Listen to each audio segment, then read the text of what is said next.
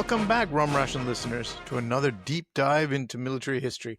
I'm Rejoy, and with me as always is Colin. You're supposed to say my co-pilot, Colin, because it's the whole thing, man. Dude, we're doing this on the Avro Arrow. It's supposed to be funny. I thought it was Microsoft, co-pilot. Okay, all right. And I'm Colin. And today we're strapping in for a flight that for many Canadians represents the pinnacle of national aspiration, not just for conspiracy theories, yet simultaneously a devastating cautionary tale. And we're talking about the Avro Arrow. And before we get too far, the cool part is we're going to have a two-part to this episode because we were so fortunate to be able to interview possibly Canada's expert on Cold War and the Avro Arrow, particularly the missile that helped replace it or justify the cancellation of the program, the Mach missile. We had Professor Sean Maloney from the Royal Military College, and we will have a whole other episode about the Mach missile and the Avro Arrow that we interviewed him. So we were really lucky for that. Oh, it was a treat, wasn't it, Colin? I mean, Absolutely. He's such an authority, and it was fascinating hearing his the points that he made.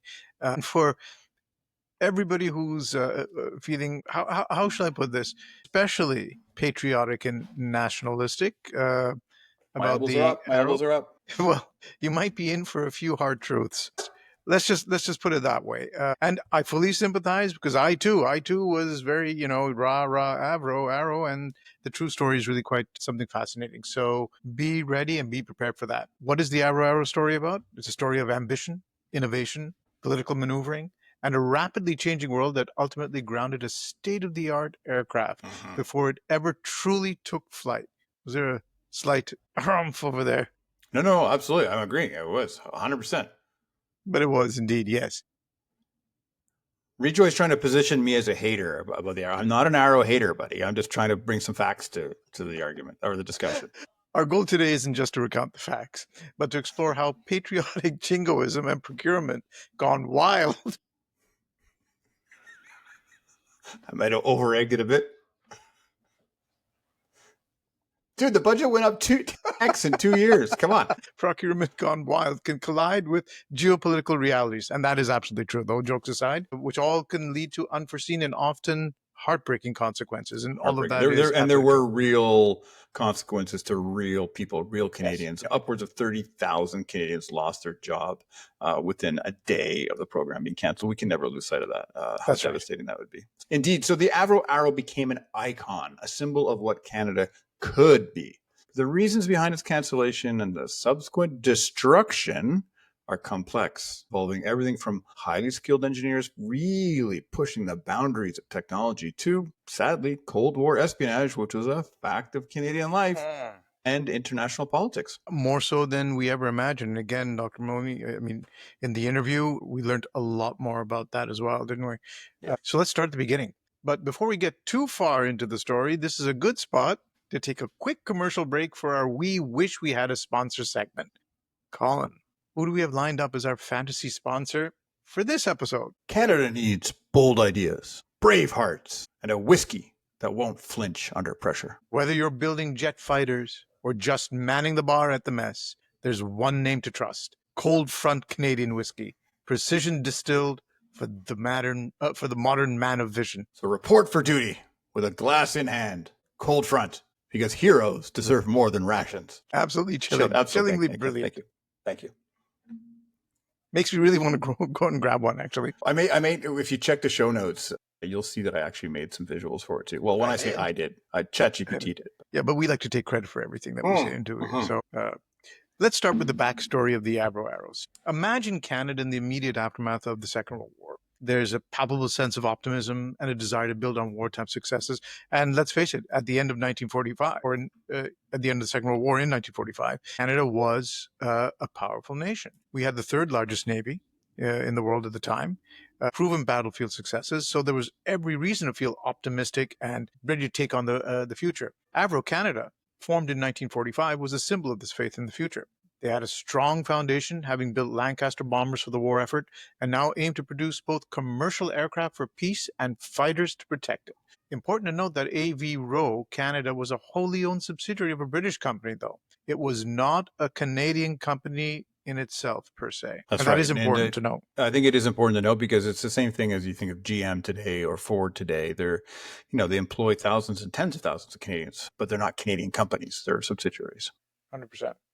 And Avro was an ambitious company right from the start. Their first major project was a jetliner, a four-engine passenger jet, the first commercial jet designed and flown in North America. Yeah, that's right. The first commercial jet designed and flown in North America was Canadian, designed and built. And it was a remarkable achievement, but its fate foreshadowed some of the challenges ahead because the Korean War, which was only, 5-6 years after the end of World War II, it really shifted priorities. And Avro was ordered to concentrate its production efforts on military aircraft. Equally important to note that Avro wasn't just about building planes. It quickly became an industrial Goliath in Canada, employing over 50,000 Canadians, 14,000 alone just on the Arrow project.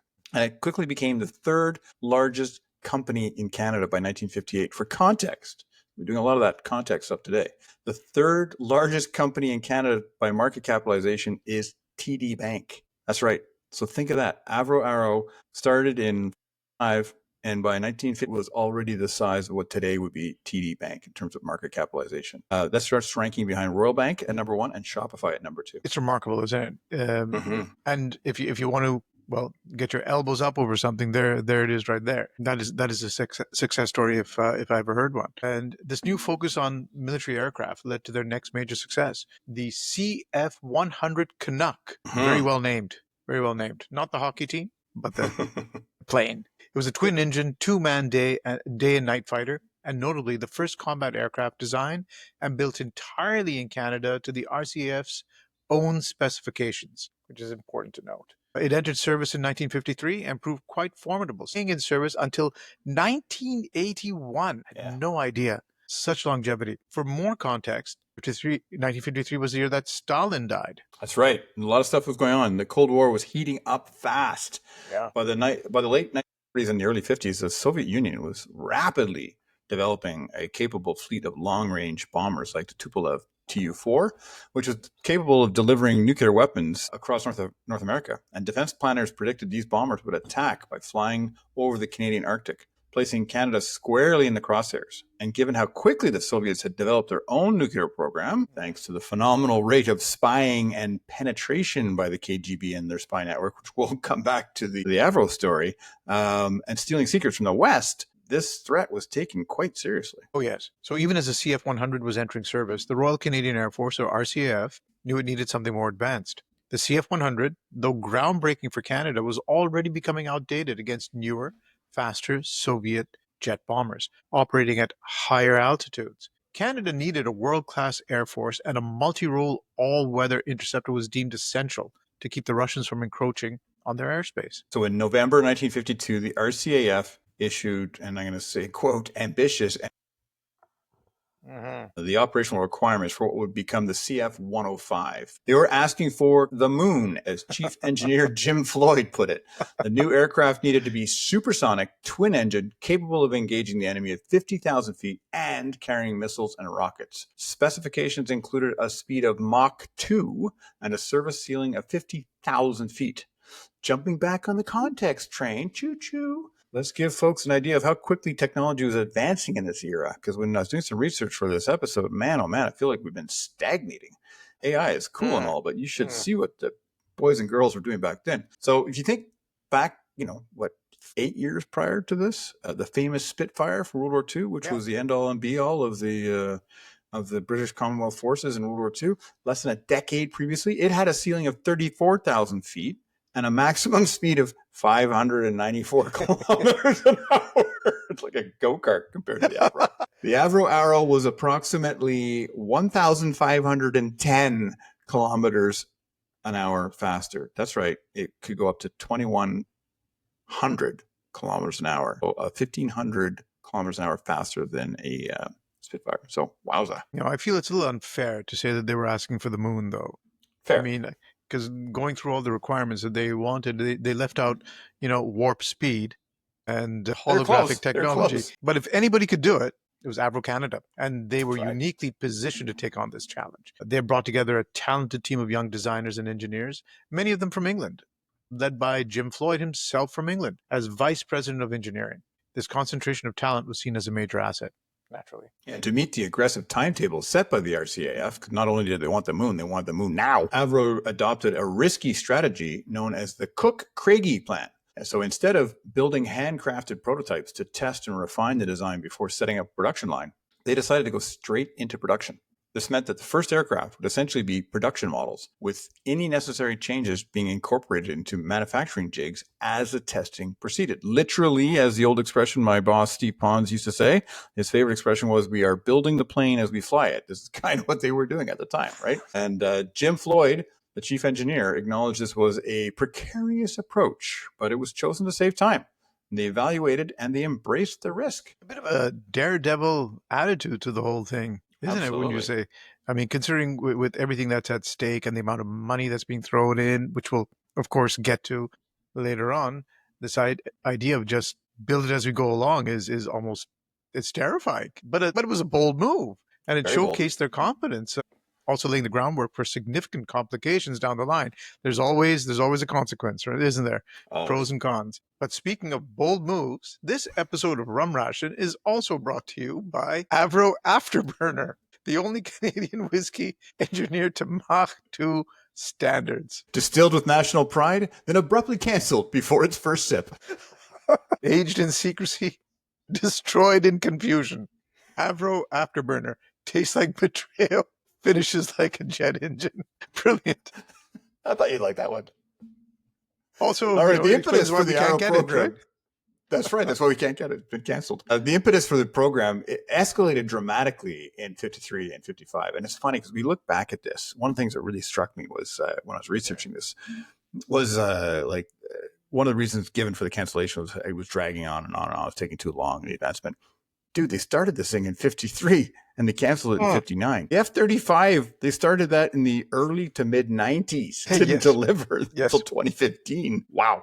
Anyway. Crazy. I think what really caught people's attention was in August 1953, 5 months after the death of Stalin, which great movie, by the way, one of my favorites. If you haven't seen Death of Stalin, oh my God, it's good. The Soviet Union tested its first hydrogen bomb, and shortly after introduced the M4 Bison jet bomber. These developments sent shivers through Western defense planners, significantly changing our Cold War priorities. I think, again, going back to our interview, there'll be more context on that and about the Cold War era especially, and it'll lend more weight to what we're talking about here. So do get ready for that. The perceived heightened threat spooked the Canadian government. Naturally enough. March 1955, the initial limited scope of the CF-105 project transformed dramatically. The contract was upgraded to a 260 million Canadian dollars amount, which is about $2 billion US dollars in today's money, for 5 Arrow Mark I flight test aircraft, to be followed by 35 Arrow Mark IIs. Now, this was a massive jump in budget. 260 million Canadian dollars, value of $2 billion US dollars in today's world. Yeah, and that's just a pure calculation using the inflation calculator. It's not necessarily a true explanation of cost. So who knows what it actually costs? But it was insane. Basically, it was a 10x increase from when the project was originally started. So that's a big jump. And the RCAF's demands, of course, they didn't lower them. They continued to push the boundaries of what was technologically feasible at the time. Their operational requirements were incredibly ambitious, including supersonic, all-weather, interceptor capabilities with speeds of Mach 2 and a service ceiling of 50,000 feet. And these demanding specifications, while aiming for state-of-the-art performance, directly contributed to the escalating costs and frequent delays in the program. Choo-choo, here comes that context train again. Today, the F-22 tops out at Mach 2.25. The F-22 is faster than the F-35. And we're talking about the Arrow being designed and flown in the 50s. It's impressive. Incredible, isn't it? And yes, for all the listeners out there who are jumping on right now to leave comments, yes, I know the MiG-25 was the fastest fighter plane out there, blah, blah, blah, blah, blah. I got it. Just to get that out of the way first. Just to get that out there. Got it. Reading about how and learning about how the RCAF kept saying, we want more, we want it better, we want this, we want that. As ex-infantry officers, you kind of feel like you've been you're holding the short end of the stick here. What did our guys get? Oh, we were always told they What? want more. They just didn't give us any budget for it. These guys got 10x of budget. Come on. Come on. Could have done with a few, newer rifles, better, nicer boots, perhaps, Rain gear that didn't let the rain in. Yeah. What do we call it? Rain decelerator kits, right? Have you, which I must say, and I was, to this day, I proudly point to you as the example as one of the guys that went through all phase training with your rain decelerator kit. Whereas the rest of us said, you know what? We're going to get something that keeps the water out. But there you were, wet, cold, grumpy, but wearing the standard issue kit. There we are, elbows up. It's called discipline. It's called discipline. Something that, Yeah, no American rain gear for you. No. Well, I got it afterwards because that sucked. It was a shitty summer. Luckily, it doesn't rain or get cold in Gagetown. Thank goodness for that, yes. Well, it wasn't just the aircraft itself, though, going back to the Arrow here. The RCAF insisted on advanced armament systems like the RCA Victor Astra fire control system and the United States Navy Sparrow 2 missile. Mm-hmm. There's no end to their demands, these guys. Avro voiced objections, pointing out that these systems weren't even in testing, while more production-ready alternatives existed for a very large saving in cost. But the military wanted the best, regardless of the cost implications or the delays the undeveloped systems would cause. Yeah, but Avro would get pinned later on for being blamed for all those cost overruns, right? So that's right. Yeah, exactly. Yeah. This kind of military-driven specification changes, even for unproven technologies, typified much of the Arrow's production history, leading to further delays, increased costs, and of course, the ultimate blame being pinned on Avro. Yes, of course. So let's fast forward to October 4th, 1957. The first CF-105, designated RL-201, was ready for its public unveiling. Avro planned a colossal ceremony, inviting over 13,000 guests to witness this moment of national pride. The country was buzzing with anticipation for this sleek, powerful symbol of Canadian ingenuity. And it was a beautiful plane, wasn't it? Absolutely gorgeous. Delta swept wing back. Gorgeous design. Absolutely. But fate, or perhaps Cold War developments, maybe some espionage, had some other plans. Because on the very same day, by coincidence, when the West was going to be unveiling this absolutely technological marvel that would have turned the entire world on its head. On October 4th, 1957, all media and public attention was completely dwarfed by the Soviet Union's successful launch of Sputnik 1, the first Earth satellite. I'm sure it's a coincidence. Given how deeply penetrated the Avro Arrow program was by Soviet spies, probably not a coincidence. I'm very sad because Avro Arrow has that very catchy name, Sputnik less so, but everyone's watching Sputnik. But this was a pivotal moment. Sputnik was an undeniable demonstration of Moscow's growing ability to produce intercontinental ballistic missiles, or ICBMs, as we call them, capable of striking North America. And I think that's one of the things people don't really realize. You're looking at Sputnik space program and, all that, but there's more to read there. All of a sudden, they have the ability to produce ICBMs, Correct. Suddenly, the strategic landscape has shifted. While the Arrow was designed to kill bombers, the new threat was from space. This singular event set off a chain reaction that directly impacted the Arrow's future. Again, it's one of the things I learned while we were going through this episode and getting the information for it, that it's not just about a project that's based on pride and everything that we can do. You have to take into account what are the necessities of the time, and what's the threat? What you're designing it based on the threat, right? You're basing this plane to kill something, and what are you trying to kill, right? Exactly. If you think it from hunting terms, you're trying to kill a duck. You design something to kill a duck, and now you got to go out and kill an elephant. Well, duck killing technology is probably not going to be as good as you need to kill said elephant. That's an excellent analogy. Actually, that really sums it up. And this is probably a good time to share that this episode is most definitely not brought to you by Cold War Canadian whiskey, the only thing more dangerously smooth than a diplomatic cable marked top secret. Aged 6 years, canceled overnight. Pairs best with crushed dreams and a side of espionage. Cold War Canadian whiskey, because détente is easier after your third glass. The Sputnik launch profoundly complicated the Arrow's already precarious position. From 1953, some senior Canadian military officials, particularly from the Army and Navy, no bias whatsoever, began questioning the program due to the substantial funds being diverted to the Air Force. By September 1955, the mounting costs had prompted a complete reappraisal of the program by Louis Saint Laurent's Liberal government, who was in tight with the Americans, and which you and I discovered when Professor Maloney educated us, saying that the Eisenhower government was deeply in support of the Canadian defense program and Canada in general, and had plans, if necessary, to support. If anything, they wanted to support the Avro Arrow program and support the entire industrial defense programming. I found that particularly fascinating when you brought up that point that, as you rightly said, Colin, so deeply tied into the project and invested in its success. So for anybody out there, the conspiracy theorists who then say, well, the Americans killed it off. No, they didn't. They did not at all. They were deeply invested in its success. But the cost escalation was absolutely alarming. While initially estimated at less than $2 million per plane in 1953, by 1958, that cost estimate had increased by a staggering 500%, reaching figures between 8 million and 12 million per aircraft. Today's politicians will be proud. Yes. This was largely due to the disappearance of a hoped-for export market and the relentless addition of new features. That I can see. Always saying, well, we need to do this. Can we add on that? What about this? Add on that.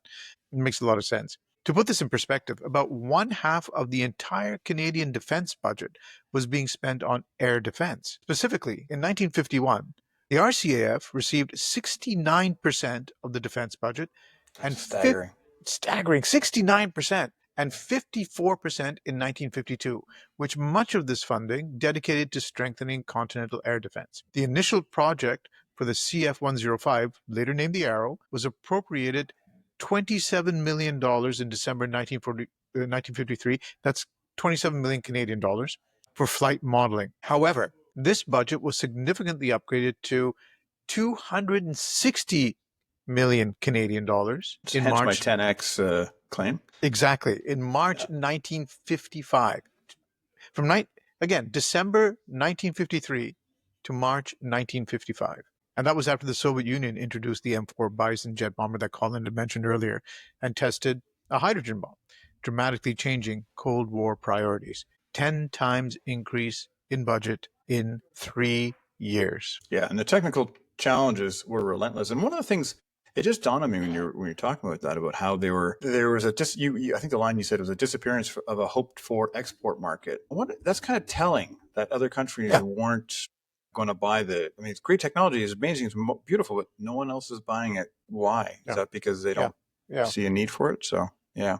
So the Arrow itself went through engine changes multiple times. The original Rolls-Royce RB-106 program was canceled in 1954, forcing Avro to use the backup Wright J67, which was then also canceled in 1955. And they eventually settled on the Pratt & Whitney J75 for initial test flights, while developing their own Orenda 13 Iroquois for production models. The stability augmentation system, cutting edge for its first time, also required some significant fine-tuning. Now, remember the advanced Astra fire control system and the Sparrow 2 missiles? You mean the ones that were only theoretical at the time? Exactly those.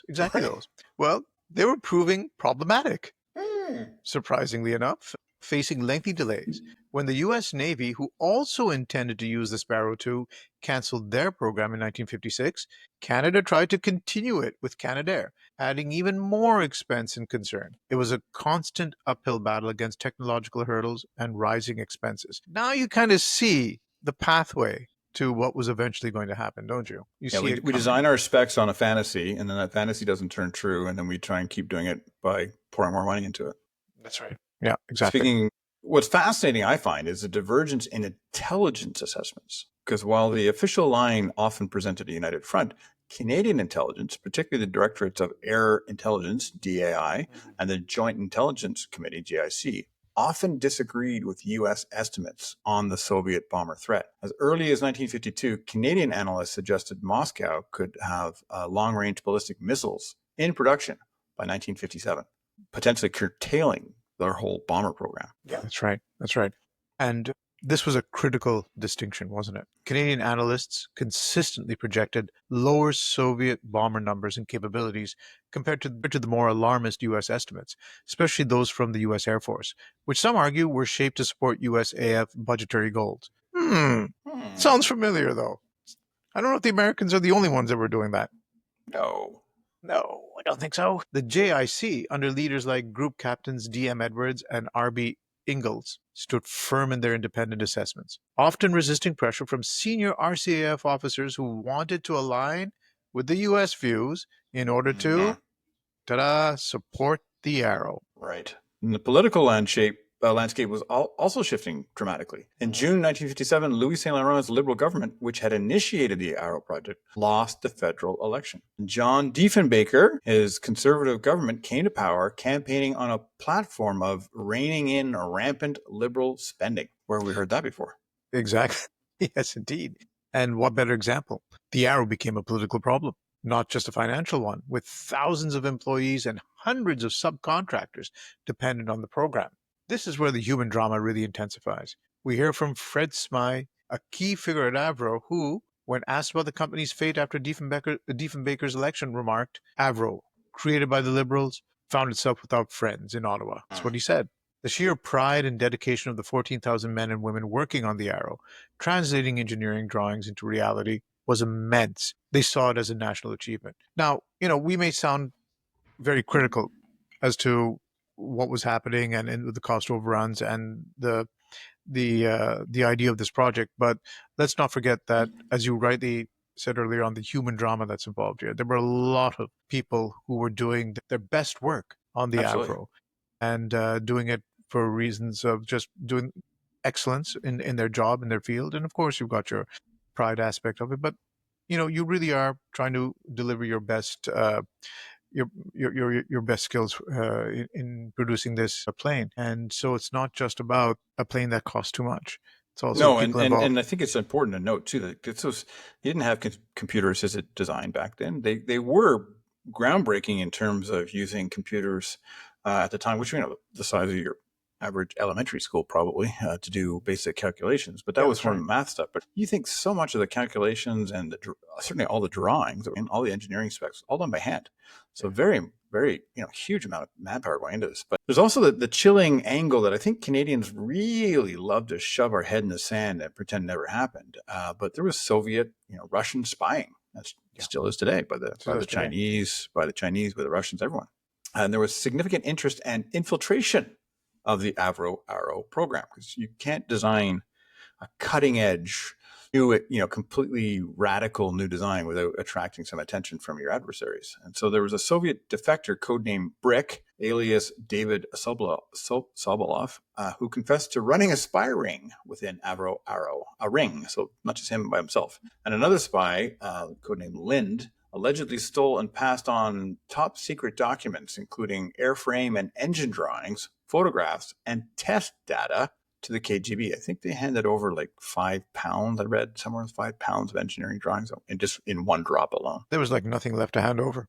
Well, we give you more, but we're going to get to that in a minute during a visit. It was going to blow my mind. So the Royal Canadian Mounted Police, the RCMP, even allowed some document transfers to take place, aiming to observe the spy cell in operation. According to one RCMP officer, Terry Guernsey, a government contact told him that the Arrow would be obsolete in a few years anyway, suggesting a startling lack of concern, or perhaps a calculated risk. Or perhaps that government contact was also the Soviet. So the extent of it, who knows? Who knows? Because I think the level of penetration by the Soviets in Canada is shocking, very shocking. This is further underscored by an incredible anecdote from October 1958. I still can't believe this is true. Avro President Fred Smythe asked the chief aerodynamicist, Jim Floyd, to give a tour of the Arrow's design and manufacturing facilities to a group of Soviet aircraft engineers. Say that again. President called up chief aerodynamicist and said, "Hey, got this group. Want to do a little school tour?" Well, it's not really students. It's, our top secret program that we're doing. Yeah, we're going to bring in our arch rivals, the Soviets, and give them a design. And when Floyd questioned it, he said, should I hold back all the performance specifications? Smythe reportedly replied, quote, "They already know," end quote. This suggests the program might have been compromised beyond repair, raising serious questions about national security and the future of the project. And sadly, we've seen this play out again in Canadian history when you look at the fate of Nortel and other companies. Yes, you're absolutely right there. And of course, when you discover the extent of the espionage, you're talking about building a weapon that the enemy knows everything about. So how capable is that weapon going to be? The shifting strategic situation, combined with the escalating costs, brought the Arrow to a critical juncture. In September 1957, the Diefenbaker government signed the NORAD agreement with the United States, making Canada a full partner in North American air defense. This agreement integrated Canada into the U.S. Air Force's SAGE project. That's SAGE, a system for automating air defense that included the Mach nuclear-tipped anti-aircraft missile. It's pretty crazy. You think that anti-aircraft missile tipped with a nuclear warhead. Yikes. I thought it was pretty interesting the way that Professor Maloney had explained to us. So people are about to tune in for that episode on the layering of the defense strategy on how they would. That was fascinating. Pretty cool. Yeah, very fascinating. These Beaumarks presented Canada with a stark choice. Could it afford both the cutting-edge Avro Arrow and the Beaumark/Sage system? The answer, as Minister of National Defense George Perks noted, was a resounding no. Perks recognized that the existence of Sputnik raised the possibility of attacks from space, and the growing talk of a missile gap, which was continued to haunt the earlier part of most of my years of my life, meant that defense against ballistic missiles was increasingly prioritized. So there you see the shifting landscape, right? And suddenly, the threats changed, right? The threats changed. Things begin to make more sense. Perks became increasingly convinced that the manned bomber was rapidly becoming obsolete as the primary threat. And if Russia were to attack North America, it would do so with nuclear missiles. His view was reinforced by Canadian intelligence assessments. The JIC's January 1958 assessment, for example, clearly judged that, quote, there will be little justification for the Soviet Union to continue refinement and improvement of the manned bomber threat or its continued expansion in numbers after 1960. Yeah, I think Professor Maloney did a really good job also of explaining that maybe that's not 100% accurate in terms of the Soviets weren't just going to get rid of all their bombers, right? No. They'd already built a whole bunch of them, and they're going to keep them and keep flying them. So it's not going to be an either or; it's going to be an and situation. It's going to be Soviet bombers, big planes carrying nuclear weapons, and ICBMs coming through. Yes. And so at the time, the RCAF, particularly Air Marshal Hugh Campbell, he initially resisted these conclusions and continued to argue for the Arrow. But by August 1958, the chiefs of staff excluding, I think it's important to note, excluding Campbell, because there wasn't a unified Canadian Armed Forces at the time. And so each chief of staff, you had the chief of staff of the Royal Canadian Navy, of the Canadian Army, and of the RCAF, they began to accept the JIC's assessment, and they probably wanted their budgets increased. They finally recognized the dire financial consequences of continuing the CF-105 Arrow program in light of the changing threat. And this was a critical shift in military advice to the government. Yeah, absolutely. On August 11th, 1958, Perks formally requested the cancellation of the Arrow program, though the Cabinet Defense Committee initially refused. However, they did accept his recommendation to install the Beaumark missile system. In September 1958, the Sparrow Astra weapon system for the Arrow was canceled.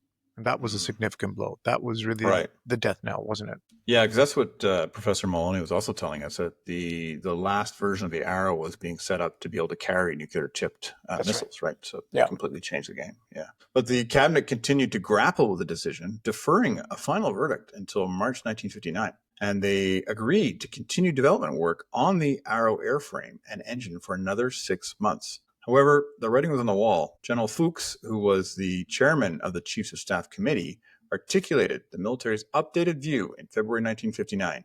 The changing threat and rapid advances in missile technology created grave doubts about whether a limited number of high-cost aircraft, like the Arrow, would provide a commensurate defense return. So you can see it sort of winding down in little in people are hedging, people are getting themselves ready, they're positioning, they're getting the arguments in place. Let's say no, we should rethink and all that.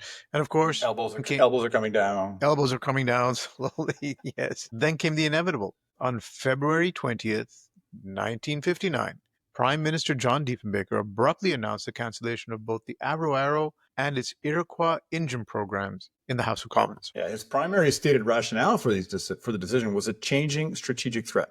the diminishing Soviet bomber threat and the increasing importance of ballistic missiles. And I think you read that correctly. Hmm. He largely downplayed the escalating costs in public, Yeah. likely to avoid accusations of being unwilling to spend on Canada's defense. And Professor Maloney also had, he thinks it was more of a cost issue that was being justified by the changing strategic landscape. And he's probably quite accurate because no prime minister wants to stand up there and say, I'm going to spend less on defending Canada. Yeah, that's not a good look. And Not a good look. But you're right. His analysis was, I think, absolutely spot on. And this was a masterful piece of political messaging, though. I mean, Diefenbaker put it sold it really, really well. While the archival record clearly shows that the fundamental driver for the decision was the unsustainable escalation in the cost of the aircraft, Diefenbaker chose to emphasize the strategic shift, a rationale that was, in fact, increasingly supported by Canadian intelligence assessments. It was a stark example of how truth can be framed to suit political narratives, something I think we're very familiar with in today's day and age. Sure. Weapons of mass destruction? We're all over them. Got them. Yep. The day of the cancellation, which was February 20th, 1959, is still known in the Canadian aviation industry as Black Friday. And don't we have like a Black Friday on almost every episode?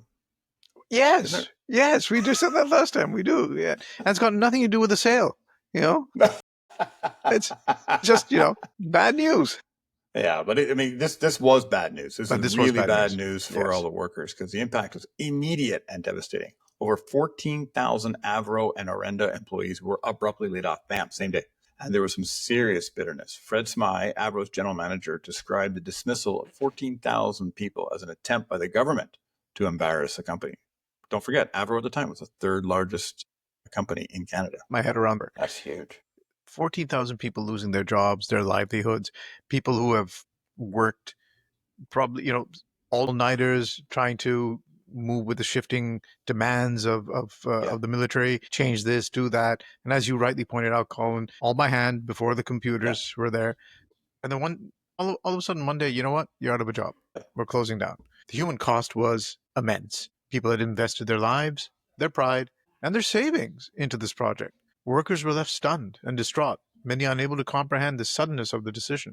The Canadian aircraft manufacturing industry never recovered the same heights of ambition and capability. Yeah, and what followed was perhaps the most controversial action, although Professor Maloney also educated us a bit more and said this is actually a relatively common practice, and he cited about 6 or 7 British situations were identical, and saying about another dozen or so in the U.S. was the exact same thing. Because what happened was, and this is where Canadian conspiracists love to latch onto this, like the government had something to hide, the order to destroy everything related to the Arrow came out. So within 2 months of the cancellation, all 5 of the completed prototype aircraft, their engines and the production tooling to make them, and even the technical data was ordered to be scrapped. Yes, indeed. And for those conspiracy theorists out there, I want you to consider one thing. Do you believe that perhaps Elvis took one of those Avro Arrows? Oh, that makes sense. And has flown off to Graceland. Somewhere to Graceland, underground in a hangar, and there's one surviving Arrow. That's right. Piloted by the king. Because when the Mercury is in retrograde, and if you spell Elvis backwards, I think, and you project that against the fur of a panther at midnight, it spells Avro. Black Panther. Yes, of course. Yeah. It spells Avro. Yeah, it spells Avro. There you are. But the official reason given was to destroy classified and secret materials. Well, it was fueled by fears of Soviet spying and infiltration, which was going on. So, to be fair, there you are. However, many, including conspiracy theorists, still believe it was done to placate American interests, to eliminate any evidence of a superior Canadian product. And again, in the interview with Professor Maloney, I think we covered that part of it quite well, where that is just utter nonsense. And there is documented evidence that talks about, as we said earlier, how the Americans really were invested in the success of the project because, well, it benefits both countries. So it would make sense. So there you are. One former Avro employee even described it as a de-Stalinization program, an attempt to erase the memory of the Arrow entirely. Yeah, and this destruction was met with disbelief and anguish by the engineers and workers who had poured their lives into the project. I get it. If I was working on the assembly line and I suddenly given the order to go take a saw and destroy everything and crush it all, I think it would be devastating.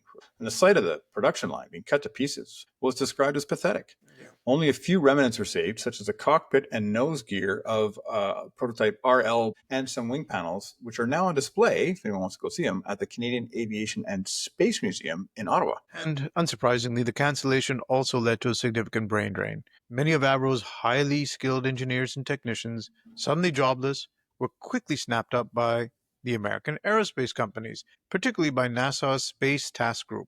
They went on to play massive roles in the Mercury, Gemini, and Apollo programs, contributing to some of the most iconic achievements in space exploration. This loss of talent and technological capacity had a profound long-term impact on Canada's industrial base. Yeah, and this is where also people get all upset, anti-American, they're horrible, they're stealing Canadians, and they're luring them away. Well, those quote-unquote Canadians, some of them had only been in Canada for 5 years because they were British engineers who'd been brought over by the British-owned company, which is what Avro was, to work on an exciting new opportunity. So they just, they found a great opportunity. They came to Canada. That opportunity's gone. They found a new opportunity in the U.S. They moved on. So I think we have to put a little bit of water in our elbows up wine at times. Well put. Yes. Yeah. So, and to fill the void left by the Arrow, Canada acquired 66 McConnell CF-101 Voodoo aircraft from the United States Air Force in 1961.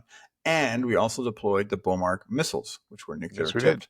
Yes. Many regarded the Voodoo as a vastly inferior to the Arrow. The Beaumark II became a source of significant controversy, seen by some as a, quote, failure and a scapegoat for the Arrow's demise. And if you listen to the next episode, you will learn all about that, where we interview Professor Sean Maloney from the Royal Military College of Canada, who really shares a lot of insight into the Beaumark and the strategic importance of it. Yeah. And one of the things that he kind of says when we asked him about inferiority or weapons being no longer relevant, revival, exactly. The question is, in what sense? Right. And so when you're talking about the Voodoo as vastly inferior to the Arrow, you have to ask the right questions. In what sense? What are the role capabilities? Where they're being deployed? What is the reason for the task? Well, and he reminded us, of course, it's all layered too. They're not operating by themselves. Right? It's all part of a layered system. It's all part of a system. Yeah. And for those who still think that bomber is not really, it's not a modern reality. Talk to the Russians after Operation Spiderweb, when a couple of delivery trucks from Ukraine showed up and dropped off some drones there. They seemed to be upset about their planes going bye-bye. Yeah, they weren't very happy about that at all. No, they weren't happy. Surprisingly, no planes were blown up. They're just a couple of, trucks. Nothing happened. Move on. There you go. Well, the political fallout here was immense. The Diefenbaker government faced intense criticism for the cancellation, especially for its shifting justifications. The controversy surrounding the acquisition of nuclear weapons for the Voodoos and Beaumarks further destabilized the government, ultimately contributing to its collapse in 1963. Yeah, there are probably some other reasons it contributed to the collapse, but I think so. This didn't help. But even today, decades later, the Avro Arrow remains a deeply emotional and hotly debated topic in Canada. Yes. I mean, you can go on many rabbit holes on YouTube looking at that. I mean, CBC has done a full-length documentary with Dan Aykroyd. I mean, there's a lot of stuff on there you can find. It symbolizes a period of immense national pride and technological leadership, but also the pain of a dream abruptly shattered. Yeah. That's what it was, right? It's a poignant reminder that even the most advanced and promising projects can fall victim to changing geopolitical realities, escalating costs, and political priorities. Well, it's reality, isn't it? And sadly, as the old saying goes, reality bites. That's right. I think there's a movie about that, isn't there? Oh, yeah, I think there might be. Yes. And that is really the lesson here. I think, and again, Professor Maloney brought up a good point. It's how do you take your patriotism or your nationalism? Yeah.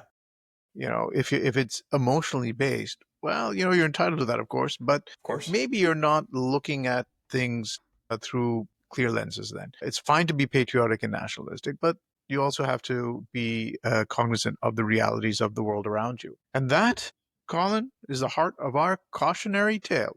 The Avro Arrow demonstrates how unfettered national ambition and engineering brilliance, when disconnected from realistic economic constraints and flexible strategic thinking, can lead to painful outcomes. It highlights the constant tension between national pride and practical defense procurement, and the need to be wary of jingoism when making decisions of such magnitude. That's right. And it's a powerful lesson, really. And thank you to everybody who tuned into this episode of The Bald and the Beautiful. I mean, the Rum Ration podcast. But the Arrow story isn't just about a plane. It's about people, politics, and the enduring questions of what a nation values in its pursuit of security and identity. And I'm sure a lot of you will have questions, your own opinions. I'm sure there are some conspiracy theorists out there who are listening and saying, well, you guys are, you got it all part wrong. of the dark state. Part of the dark state. And you know what? We'd love to hear from you. Send us a message, comment, tell us what you think. We'd love to hear your thoughts on it, because it is one of those subjects, and it generates a lot of emotion, a lot of controversy, a lot of discussion, and we want to be a part of all of that. So please do send in your comments. And thank you for joining us on this journey through the rise and fall of the Avro Arrow. And we, as Colin mentioned earlier on, do tune in for the next episode where we actually broadcast our interview with Professor Maloney. That's right. Until next time, keep your ears to the ground and your minds open. Cheers to history.